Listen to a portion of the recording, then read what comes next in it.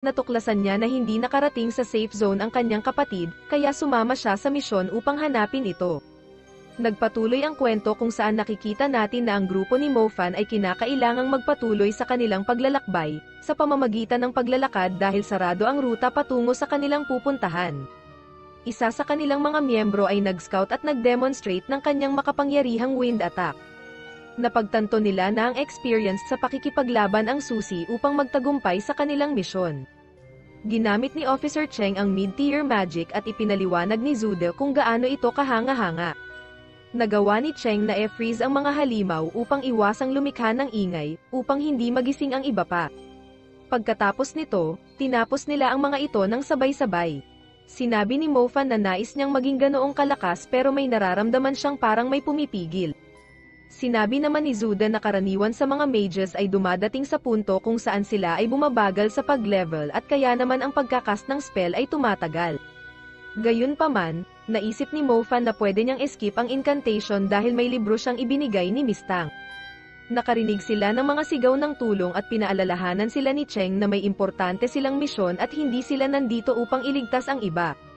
Si Mofan lang ang nandito upang hanapin ang kanyang kapatid pero ang iba ay inuutusan na huwag pansinin ito.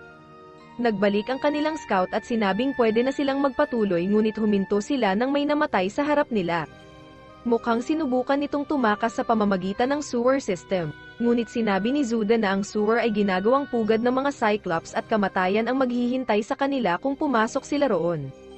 Habang sila ay paalis, nakita ni Mofan ang bracelet na ibinigay niya kay Ningxu sa katawan ng isang nasawi at naalala nila kung paano nila ito pinili parehas. Napagtanto niya na hindi ito si Ningxu pero ito ay siguradong kanyang bracelet. Binanggit niya ang clue niya sa isa nilang kasapi at ipinaliwanag nito na ang nasawi ay ang uniforme mula sa supermarket na malapit sa mall. Ipinaliwanag ni Officer Cheng na sinuri na nila ang mga sewers at hindi nakita si Ningxu doon, kaya marahil nasa supermarket pa rin siya. Iyon na ang tanging tulong na maaari nilang maibigay dahil kailangan nilang ipagpatuloy ang kanilang misyon kaya naghiwalay sila. Nag-usap ang grupo tungkol sa kanyang kapatid at kung paano siya iniwan dahil sa kanyang kapansanan. Umaasa sila na hindi siya sasuko, at patagalin ang oras para mahanap siya ni Mofan.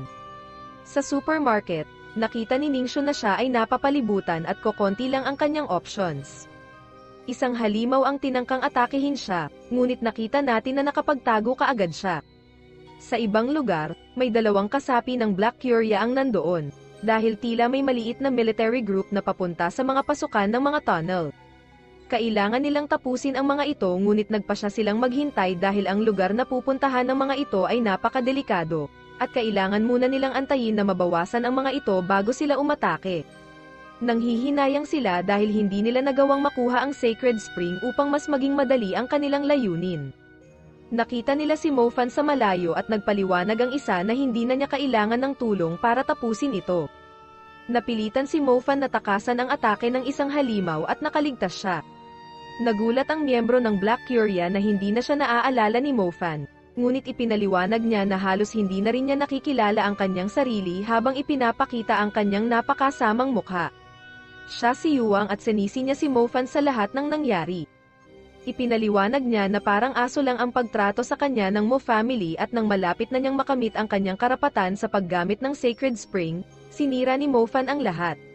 Matapos mabigo sa kanyang misyon, pinarusahan siya ng Black Curia, at kahit na hindi na siya nakikilala dahil sa napakasamang hitsura niya. Sinabi ni Yuang na hindi niya makakalimutan ang mukha ni Mofan.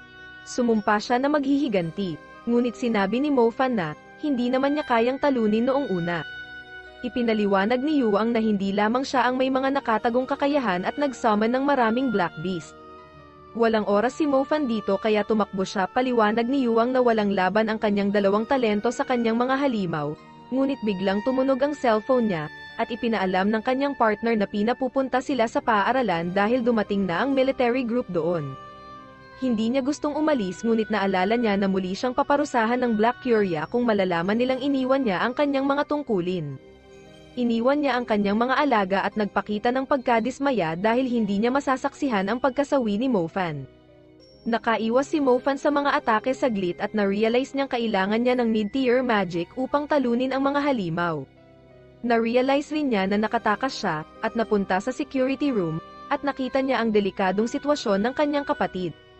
Nabwibuiset si Mofan dahil alam niyang madudurog siya kung lalabas siya ng kwarto, ngunit kailangan niyang iligtas si Zenzaya. Naisip niya na ang mga Cyclops ay may malabong paningin at umaasa lamang ang mga ito sa heat detection. Nagawa ni Zenzaya na makapagtago sa isang refrigerator at pinapatunayan na hindi siya sumusuko, na nagbigay ng dagdag na motibasyon kay Mofan. Gayunman, hindi niya kayang manatili sa loob nito kaya sinubukan niyang lumabas dito. Ayaw naman ni Mofan na panoorin lamang ang kanyang kapatid na masasawi, kaya sinabi niya sa kanyang sarili na kailangan niyang lumampas sa kanyang mga limitasyon. Sa sandaling iyon, napansin niya na kumikinang ang kanyang pendants at nagtataka siya kung nahigop na ba nito ang enerhiya mula sa Sacred Spring. Nag-concentrate siya, at napagtanto niya na ang kanyang Stardust ay naging Star Clouds na sa wakas, ito ay nagbibigay sa kanya ng kakayahang gamitin ang mid-tier na magic. Salamat sa libro na ibinigay sa kanya, hindi na niya kailangan pang mag-cast ng spell kaya sinimulan niyang sunugin ang mga halimaw ng dali-dali. Hindi naman maganda ang kalagayan ni Zenzaya dahil papalapit na ang isang Cyclops sa kanyang kinalalagyan. Nagawa niyang makagawa ng distraction at makahanap ng lugar na mapagtataguan, ngunit ang tanging kaya niya lang gawin ay umiyak, at sumigaw ng pangalan ng kanyang kapatid nang siya ay matrap muli ng mga halimaw. Sa sandaling iyon, nasunog ng apoy ang mga Cyclops at dumating si Mofan at nalaman na sobrang nilalamig si Zenzaya. Pinainit niya ito at nagalak dahil nagising na ang kapatid. Akala ni Zenzaya ay hindi na niya makikita pa si Mofan ngunit sinabi nito na hindi niya hahayaang iwan siya at ibinalik nito ang kanyang bracelet. Naalala niya kung paano sinabi sa kanya ni Mofan na ang bracelet ay kumakatawan sa pagiging espesyal nito sa kanyang puso, at nangako na kahit anong mangyari ay palaging nasa tabi nito, para sa kanya. Habang naglalakad sila palabas, nagtataka si Zenzaya kung bakit natatakot sa kanya ang mga halimaw, at sinabi ni Mofan na dahil alam ng mga ito na masasawi sila kapag lumapit sa kanya. Nagtanong siya kung naging mid-tier mage na ba siya, pero ipinaliwanag ni Mofan na ito ay dahil sa regalo ni Mistang na nagbibigay sa kanya ng kakayahang gumamit ng mid-tier fire magic kaya nailigtas niya ito. Ipinaliwanag rin niya na ang mga slave monster lang ang natatakot sa kanya, ngunit mayroon din warrior level monster sa lungsod na hindi niya alam kung kaya niyang talunin. Naupo sila saglit at iniisip ni Mofan kung ang military group ba ay nagawang wasakin ang tunnel entrance. Kung hindi, ang lahat ay walang pag-asa. Ipinaliwanag ni Zenzaya na napansin niya ang kakaibang amoy na katulad ng amoy ng isang tao na nakita niya isang taon na ang nakakaraan nang mawala ang kanyang kaklase. Na-realize ni Mofan na ang amoy kanal sa paligid ay galing sa mga Black Beast ng Curia at malamang ay tinapos nila ito nang madiskubre niya ang pasukan ng tunnel. Kumpiyansa si Mofan na ang tunnel ay malapit sa paaralan kaya nagmadali sila, pero bigla siyang nawala ng malay dahil sa malalang sugat. Ginamit ni Zenzaya ang kanyang magic healing ability at agad naman itong gumaling. Nakalimutan ni Mofan na isa siyang mage at hindi makapaniwala na ang kanyang kapatid ang unang mage na may healing magic sa buong lungsod. Nagtatanong siya kung gaano kalakas ang kanyang magic at kung kaya ba niyang iligtas ang isang taong may hiwa sa lalamunan, pero ipinaliwanag ni Zenzaya na hindi niya kayang tulungan ang isang taong malapit ng mamatay. Handa na siyang dalhin si Zenzaya sa safe zone para makatulong sa mga tao gamit ang kanyang healing magic, pero nag-aalala si Zenzaya sa kapatid, dahil gusto nitong pumunta sa tunnel para makatulong na wasakin ito. Ipinaliwanag ni Mofan na pareho nilang tirahan ang lungsod at gusto niyang patuloy na mamuhay ng maayos ang kanilang pamilya. Walang pinipiling biktima ang mga halimaw na sumira sa kanilang lungsod, kaya naman tungkulin niya bilang isang mage na pigilan sila. Sinabi ni Zenzaya na hindi sila gaanong kalakas upang talunin ang mga kalaban, pero ipinaliwanag ni Mofan na kung hindi nila maisasara ang mga tunnels, ay sasalakayin nila sunod ang safe zone at pagsisisihan niya ito kung hindi siya gagawa ng aksyon ngayon. Sa kasawiang palad, hindi rin niya masisigurong mabubuhay siya kaya gusto niyang dalhin muna si Zenzaya sa safe zone, ngunit tumanggi ito at sinabi na sasama siya.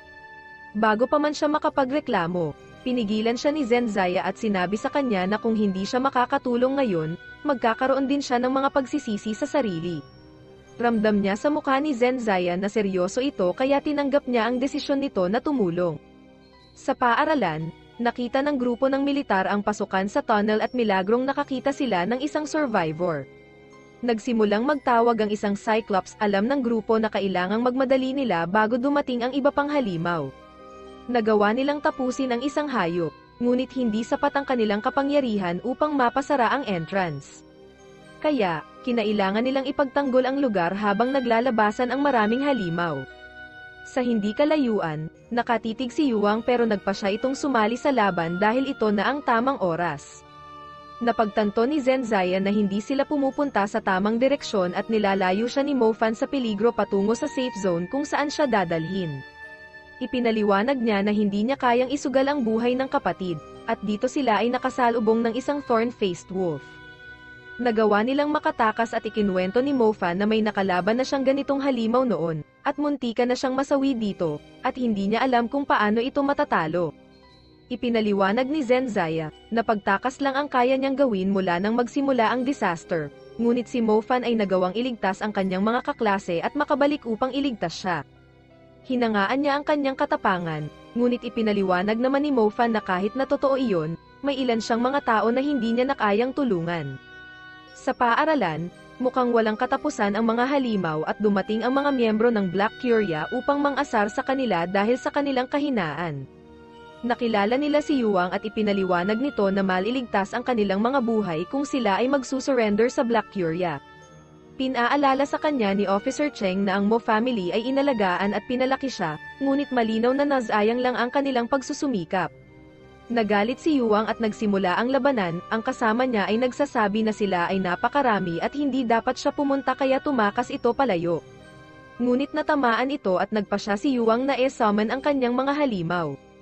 Subalit napakalakas ng military group para sa kanila kaya't natapos ang labanan. Sa gitna ng lungsod, dumating ang mga tropa ni Kong upang labanan ang Terra Lycus.